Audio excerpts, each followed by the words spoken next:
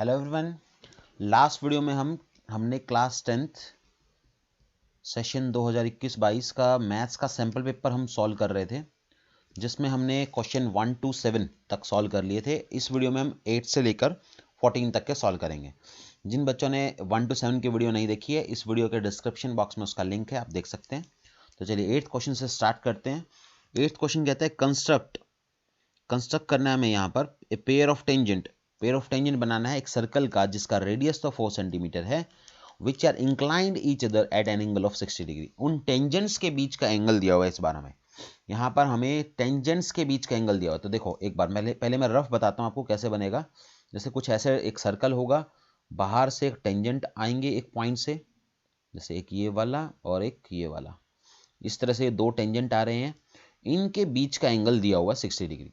तो सबसे पहले हमें क्या करना है, यहाँ पर हम कभी भी बाहर से हम डिसाइड नहीं कर सकते कि कैसे कहाँ पर हम बनाएं, वो पॉइंट हम कहाँ लें, एक्सटर्नल पॉइंट जहाँ से वो 60 डिग्री का एंगल बनाए। तो हमें इसके लिए क्या करना पड़ेगा, हम यहाँ से एक रेडियस ड्रॉ करेंगे, ये रेडियस ड्रॉ करेंगे। अब आपको पता है रेडियस के साथ ये हमेशा 90 डिग्री बनाता है पॉइंट ऑफ कॉन्टैक्ट, और यहाँ पर भी 90 डिग्री। तो यहाँ पर हम एक प्रॉपर्टी का यूज़ करेंगे। वो प्रॉपर्टी ये है कि पहले हम ये एंगल पता करेंगे कि इन रेडियस के बीच में एंगल क्या होगा।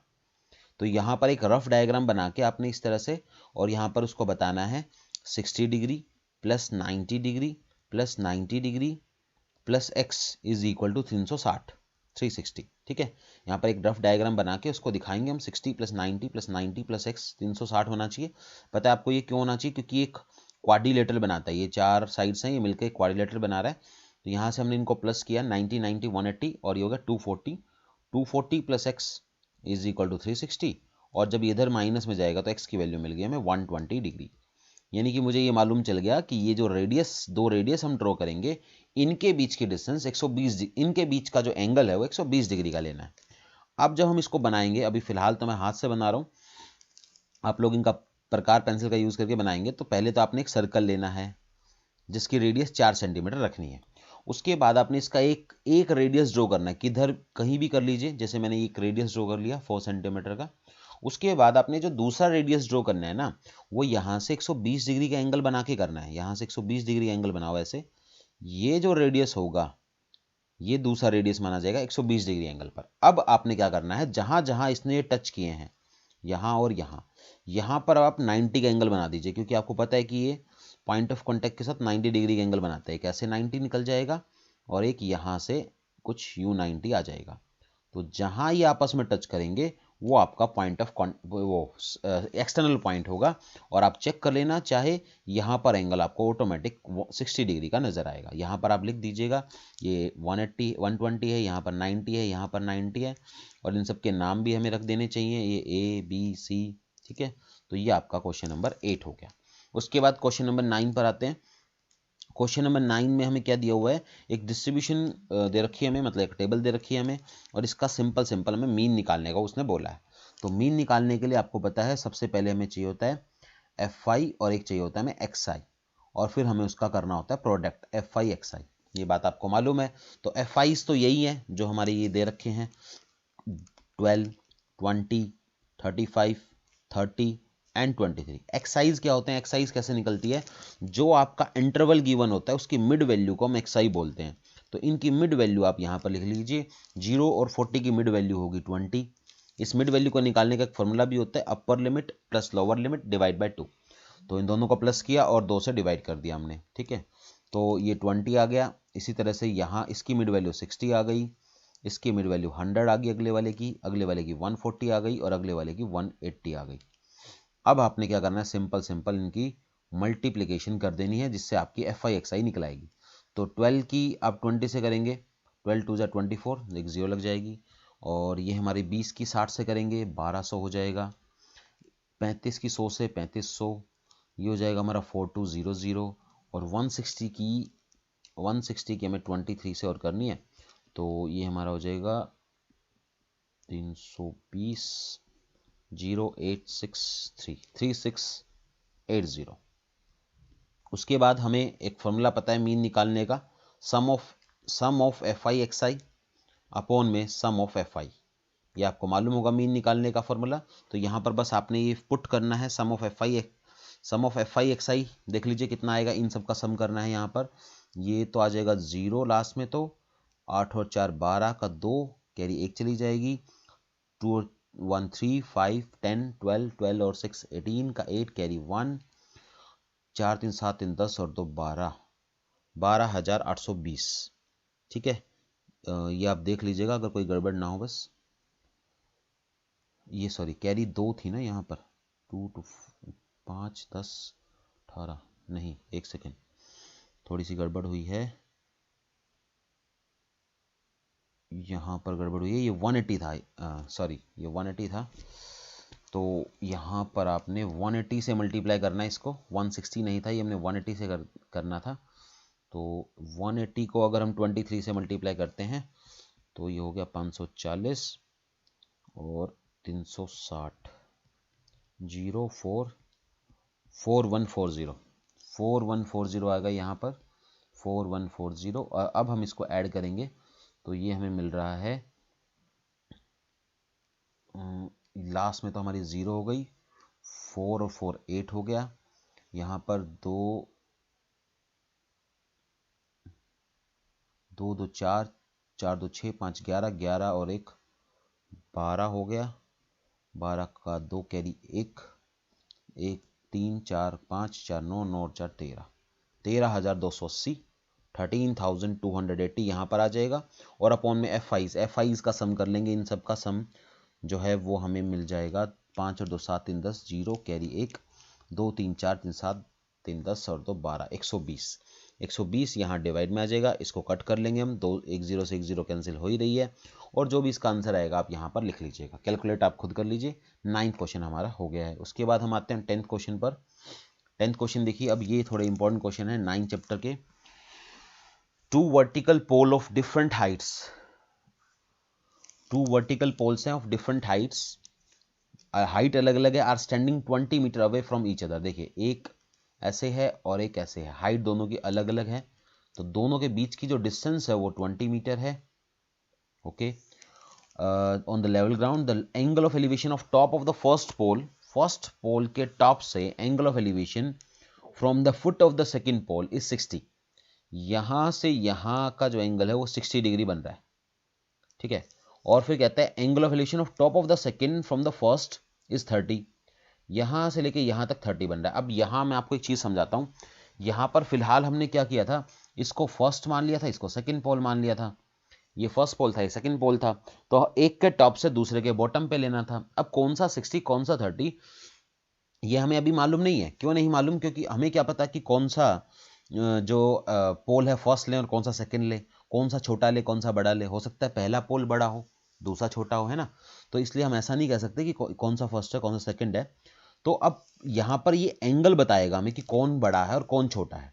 तो देखिए एक बात समझिएगा कि ये एंगल है और एक ये एंगल है, तो जो टॉप ज्यादा ऊंचाई से एंगल आ रहा है, देखो एक तो मैं एंगल बनाता हूं यूं और एक मैं एंगल बनाता हूं यूं, यहां से ज्यादा ऊंचाई से जो एंगल आएगा वो बड़ा होगा, यानी कि ये वाला एंगल 60 होगा और ये वाला एंगल 30 होगा। तो इसका मतलब हमारा ये वाला पोल फर्स्ट हो जाएगा और ये वाला पोल जो है सेकंड हो जाएगा। इनके बीच की डिस्टेंस 20 दी हुई है। Find the difference between the heights, इन दोनों की हाइट के बीच का डिफरेंस बताना हमें। तो यहां हम नेमिंग कर लेते हैं, ये ए बी सी डी, और हम एक बार ए बी निकाल लेते हैं एक बार डी सी निकाल लेते हैं। तो कहीं से भी स्टार्ट कर लेते हैं, पहले हम बात कर लेते हैं ट्रायंगल ए बी सी की। तो ए बी सी ट्रायंगल के अंदर हमने टेंजेंट 30 लगाना पड़ेगा। तो tangent 30 is equal to p by b, perpendicular हो गया ए बी और बाय में 20 हमारा बेस है इसका। टेंजेंट 30 की value 1/√3 is equal to a b by में 20, तो 20 उस तरफ जाएगा क्रॉस, तो ए बी की वैल्यू हमें मिल गई 20/√3। अब चाहो तो इसको रैशनलाइजिंग करके हम थोड़ा सा सॉल्व कर सकते हैं, बाकी एक बार अभी रहने दीजिए, हम इसको ऐसे ही छोड़ लेते हैं। अब दूसरे पर आते हैं, वहां पे लगाएंगे हम टेंजेंट 60 लगाया हमने। कौन सा ट्रायंगल में लगा रहे हैं हम एन ट्रायंगल BDC में लगा रहे हैं हम। BDC हमने टेंजेंट 60 लगाया, टेंजेंट 60 हो गया हमारा DC बाय में 20। टेंजेंट 60 की वैल्यू √3 होती है, तो ये 20 जब इस तरफ आएगा तो DC की वैल्यू हमें मिल गई 20√3, ये DC की वैल्यू मिल गई और ये हमें AB की मिल गई। अब उसने इन दोनों के डिस्टेंस, दोनों की हाइट का डिफरेंस पूछा था, तो अब हम इन दोनों को माइनस कर देंगे। माइनस करते वक्त ये ध्यान रखना DC बड़ा है तो 20√3 आगे लिखा जाएगा, माइनस में 20/√3 पीछे लिखा जाएगा। माइनस कर लेते हैं, एलसीएम लिया हमने √3 एलसीएम, ये हो जाएगा हमारा 60 माइनस 20, तो ये मिल जाएगा हमें 40/√3। अब आप इसको चाहो तो रैशनलाइजिंग कर लीजिए, क्योंकि हमारा एक स्टैंडर्ड तरीका होता है कि डेनोमिनेटर में हम कभी भी इर्रेशनल नंबर नहीं छोड़ते। तो इसको रैशनलाइजिंग कैसे करेंगे हम, √3 से मल्टीप्लाई और √3 से डिवाइड। तो ये हमारा जो फाइनल आंसर आप ये लिख सकते हो 40√3/3। इतना छोड़ सकते हो, चाहो तो आप इसको और ज़्यादा सॉल्व करना चाहें। अच्छा, इसके अंदर ना √3 की वैल्यू दी हुई है, तो इसका मतलब हम इसको सॉल्व करना पड़ेगा, है ना, हम इसको छोड़ नहीं सकते इतना। यहाँ पर उसने स्पेशल कहा है कि √3 की वैल्यू इतनी है, तो हमें यहाँ पे लेना पड़ेगा 40 इंटू में √3 की वैल्यू 1.73 और बाय में 3 लगा के इनको मल्टीप्लाई कर लेना और 3 से डिवाइड कर लेना, आंसर आपका फाइनल आ जाएगा। उसके बाद हम इसी 10th क्वेश्चन का दूसरा पार्ट करते हैं। 10th क्वेश्चन के 2 पार्ट हैं, इसका दूसरा पार्ट करते हैं। इसके अंदर क्या है, एक बॉय है 1.7 मीटर टॉल है वो, ठीक है, बॉय जो है वो 1.7 मीटर टॉल है। ये हम यहाँ पर एक बॉय की हाइट बना लेते हैं। Standing on a horizontal ground, ground पर खड़ा हुआ है, ठीक है, 50 metre away from a building, और एक बिल्डिंग से 50 मीटर दूर है, यानी कि ये बिल्डिंग ले ली और यहाँ से 50 मीटर दूर है, यानी कि ये 50 मीटर हो गई है डिस्टेंस। आगे कहता है angle of elevation of top of the building from his eyes, उसकी आंख से उसका जो एंगल है टॉप का वो 60 डिग्री बना रहा है, तो यहाँ पर हमने बना दिया 60 डिग्री का एंगल, ठीक है। उसके बाद कहता है calculate the height of the building, building की हाइट में हमने बतानी है, तो क्या करेंगे हम, सिंपल, ये बॉय अगर 1.7 मीटर का है तो यहाँ तक तो बिल्डिंग 1.7 की हो गई, हम ये पता कर लेते हैं इतना, ये हम x मान लेते हैं, अगर ये पता हो गया तो उसमें 1.7 को ऐड कर देंगे।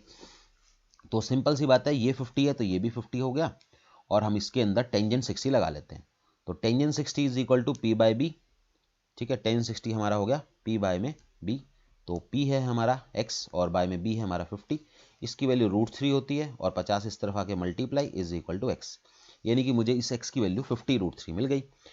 50√3 मिलने के बाद हमें तो टोटल हाइट बतानी है इसकी, तो टोटल हाइट में क्या होगा, 50√3 के अंदर हम 1.7 को ऐड कर देंगे। यहाँ इस क्वेश्चन में भी उसने √3 की वैल्यू दी हुई है, तो हमें यहाँ पर पूरा सॉल्व करना पड़ेगा। यहाँ पर आप 50 इंटू में 1.73 दी हुई है, इसको मल्टीप्लाई करो, फिर उसमें 1.7 को ऐड करना, हमें अपना फाइनल आंसर मिल जाएगा। उसके बाद हम 11th क्वेश्चन पर आते हैं। 11th क्वेश्चन कहता है the internal and external radius of the spherical shell, एक स्फेरिकल शेल है, उसकी अंदर से रेडियस और बाहर से रेडियस अलग अलग दी हुई है, ठीक है, यानी कि उसके कुछ ना कुछ विड्थ है यहाँ पर। तो उसने बताया कि बाहर से जो रेडियस है वो तो 5 सेंटीमीटर है, यानी कि बड़ा आर, कैपिटल आर तो मैं लिख लेता हूँ 5 सेंटीमीटर और स्मॉल आर में लिख लेता हूँ 3 सेंटीमीटर, यानी कि अंदर से इंटरनल रेडियस उसकी 3 सेंटीमीटर है। कहते हैं उसको मेल्ट किया गया और इसको रिकास्ट करके एक सिलेंडर की शेप बना दी, यानी कि यहाँ ये क्वेश्चन कौन सा है, conversion of solid. Conversion of solid जब हम करते हैं तो आपको याद होगा कि वॉल्यूम कभी भी चेंज नहीं होती, ठीक है, जब भी हम किसी सॉलिड को कन्वर्ट करके कोई नया शेप देते हैं तो उसकी वॉल्यूम चेंज नहीं होती। इसका मतलब जो इस स्फेरिकल शेल की जो वॉल्यूम आएगी वही सिलेंडर की वॉल्यूम होगी। अब स्फेरिकल शेल जो है वो अंदर से तो खाली है, अंदर से तो खोखला है ना, क्योंकि उसने इंटरनल रेडियस और एक्सटर्नल रेडियस दी हुई है। तो इसका मतलब यहाँ पर इसका जो वॉल्यूम निकलेगा स्फेयर का, इस स्फेयर का जो वॉल्यूम निकलेगा वो 4/3 pi R cube minus 4/3 pi R cube होगा, यानी कि बाहर वाले वॉल्यूम से, क्योंकि हमें ये वाला वॉल्यूम निकालना है जो मैंने यहाँ पर शेड किया हुआ है, क्योंकि ये सेमी सॉलिड फिगर है, ये सेमी सॉलिड है, ये यानी कि आधा खोखला है आधा सॉलिड है। तो इसमें क्या होता है, बाहर की वॉल्यूम में से अंदर की ये वाली वॉल्यूम हमें माइनस करनी होती है। तो 4/3 पाई हम कॉमन ले लेंगे, r cube minus r cube यहाँ पर बच जाएगा। अब सॉल्व कर लेते हैं, तो 4/3, ठीक है, उसके बाद पाई की वैल्यू हम यहाँ पर रखते हैं, पाई की वैल्यू हमने रखी 22। अभी एक काम करते हैं, पाई को पाई रखते हैं, क्योंकि यहाँ भी सॉल्व करने का खास फायदा नहीं होगा, जब हम उसको कन्वर्ट करेंगे तो वहाँ पाई से पाई कट जाएगा, तो अभी मत सॉल्व करो इसको। तो यहाँ पर हमने लिखा 5 का स्क्वायर 125 हो जाएगा हमारा, ठीक है, 5 का स्क्वायर 125 और -3 का स्क्वायर हमारा 27, तो ये मिल गया हमें 4/3 पाई 125 माइनस 27 करेंगे, हमें मिल गया 98। तो अब यहाँ से हम इसको इतना ही छोड़ लेते हैं एक बार।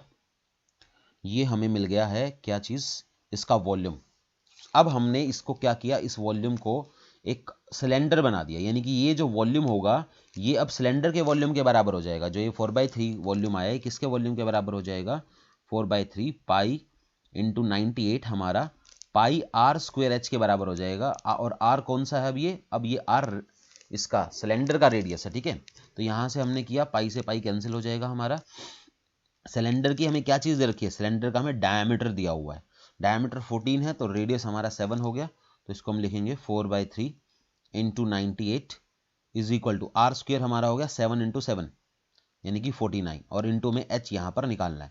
49 यहाँ से डिवाइड में आ जाएगा सीधा, और ये सीधा इसको काट देगा। 49 टू ज़ा 98 और 4 टू ज़ा 8, 8/3, 8/3 जो है वो हमें इसका आंसर मिल जाएगा।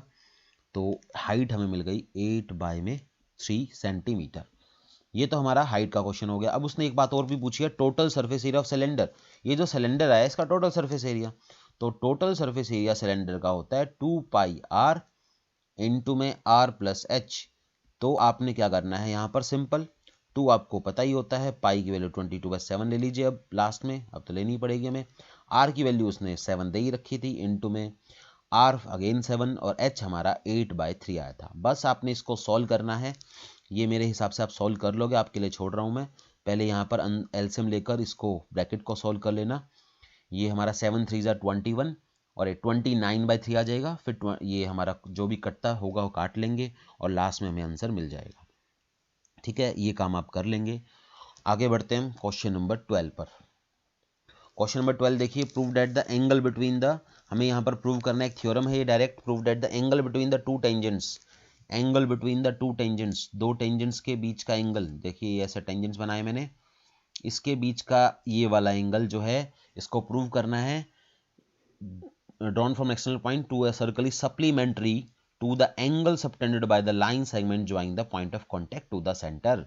यानी कि पॉइंट ऑफ कॉन्टैक्ट को सेंटर पर मिलाने वाली जो लाइन होगी, ये वाली लाइन, ये पॉइंट ऑफ कॉन्टैक्ट को सेंटर से मिला रही है, इनके बीच का जो एंगल होगा और ये जो एंगल होगा, इनको हमें सप्लीमेंट्री प्रूव करना है। बहुत सिंपल, हमने डायग्राम बनाया, इनके नाम वाम रख लेंगे हम, ए बी सी, ये ओ हो जाएगा हमारा सेंटर। अब यहाँ से हम क्या कहेंगे, A B O C is a quadrilateral, A B O C is a quadrilateral, ये क्वाड्रिलेटरल है। अगर ये क्वाड्रिलेटरल है तो इसका मतलब angle A plus angle B plus angle O plus angle C जो है वो हमारा 360 होगा। अब इसमें से हमें क्या क्या दे रखा है, एंगल ए हमें मालूम नहीं है, एक्स है, बी हमें मालूम है 90, बी की वैल्यू 90 क्यों है ये आपको पता होना चाहिए कि ये पॉइंट ऑफ कॉन्टैक्ट हमेशा रेडियस के साथ परपेंडिकुलर होता है, या प्रॉपर्टी यहाँ पर लिख भी सकते हो। उसके बाद ओ की वैल्यू भी हमें मालूम नहीं है, वाई रख लेते हैं, और सी जो है वो भी हमारा 90 होगा। वही रीजन सेम कि पॉइंट ऑफ कॉन्टैक्ट के साथ रेडियस हमेशा 90 डिग्री का एंगल बनाता है। इज इक्वल टू 360, 90 हमारा 180 हो गया, उस साइड जाके माइनस हो जाएगा, तो x प्लस वाई की वैल्यू 180 आ गई। यही हमें प्रूव करना था कि ये दोनों एंगल सप्लीमेंट्री होंगे। सप्लीमेंट्री का मतलब होता है उन एंगल को 180 प्रूव कर दो उनका सम, तो 180 प्रूव हो गया तो हो ही गया वो सप्लीमेंट्री। ठीक है, उसके बाद इसका एक क्वेश्चन और है, ये काफी इजी था। दूसरा क्वेश्चन देखिए, two tangents TP and TQ, दो टेंजेंट्स दे रखे हैं TP and TQ are drawn to a circle with centre O, centre O है इसका, एक्सटर्नल पॉइंट टी है। हमें ये प्रूव करना है कि पी टी क्यू यानी कि ये वाला एंगल, दिस एंगल, इसका नाम मैं एक्स रख लेता हूं, ठीक है। इस एंगल को हमें डबल प्रूव करना है ओपी क्यू के यानी कि इस वाले एंगल के, इसका नाम मैं वाई रख लेता हूं। तो मुझे ये प्रूव करना है कि x is twice of y, ठीक है, मैंने इनको एक्स वाई में नाम दे दिया। अब देखो एक सिंपल सी चीज समझनी है आपने, हमें पता है टीपी और टी क्यू बराबर है। अगर टीपी और टी क्यू बराबर है तो इनके सामने वाले एंगल बराबर होंगे, यानी कि एंगल टीपी क्यू, हमें यहां पर पीटी क्यू को करना था, पीटी क्यू है ना, अब ये है TP Q is equal to angle T Q P. ये बात ठीक है ना, टीपी क्यू यानी कि ये वाला एंगल और ये वाला एंगल बराबर होगा। अब ये दोनों एंगल अगर बराबर होंगे तो हमने इनका नाम रख लिया, चलो नाम रहने देते हैं, हम ऐसा कर सकते हैं ना कि हमें एक बात मालूम है, x plus T P Q plus T Q P तीनों मिलके 180 बनाएंगे। ठीक है, तो हमने इनको, इस x को हम उस तरफ ले गए, तो T P Q plus T Q P is equal to 180 minus x हो गया। अब ये दोनों तो बराबर है, टी पी क्यू और टी क्यू पी, तो इन दोनों को हम एक जैसा सा नाम दे सकते हैं। जैसे मान लो मैंने जेड नाम दे दिया, तो इन दोनों को अगर मैं जेड नाम दे देता हूं, तो ये twice of angle z is equal to 180 minus x. वहां पर आप लिख देंगे कि मैंने इसका नाम जेड रखा है। ठीक है, इसका नाम जेड, तो twice of z is equal to 180 minus x, क्योंकि ये दोनों ही जेड है, तो z plus z twice of z, तो जेड इज इक्वल टू आ गया हमारा 90 माइनस एक्स बाय 2। ये 2 डिवाइड में गया, तो 180 को डिवाइड किया 90, एक्स को डिवाइड किया एक्स बाय 2, जेड की वैल्यू मुझे मिल गई। अब आप एक चीज और देखिए, एंगल जेड और एंगल वाई, एंगल जेड और एंगल वाई मिलकर 90 बनाएंगे। इसका कारण क्या है, एंगल जेड और वाई 90 क्यों बना रहे हैं? क्योंकि ये एक टेंजेंट है और ये एक रेडियस है, रेडियस टेंजेंट के साथ 90 डिग्री का एंगल बनाता है। तो z plus y is equal to 90। Z की वैल्यू मुझे अभी अभी मिल गई है 90 माइनस एक्स बाय 2। जेड की वैल्यू है 90 माइनस एक्स बाय 2, प्लस में angle y is equal to 90। अब ये 90 से 90 यहाँ कैंसिल हो जाएगा, ये उधर जाकर angle y is equal to x by 2, और ये 2 यहाँ पर ट्वाइस में आ जाएगा, तो एंगल x की वैल्यू कितनी आ गई हमारी, ट्वाइस ऑफ y। और यही बात हमें यहाँ पर प्रूव करनी थी। मैंने x और y की फॉर्म में लिख ली थी, बस फर्क यही है। तो इस वीडियो के अंदर अभी हम फिलहाल 12 क्वेश्चन ही करेंगे, नेक्स्ट वीडियो में हम 13 और 14 क्वेश्चन करेंगे। Thank you so much.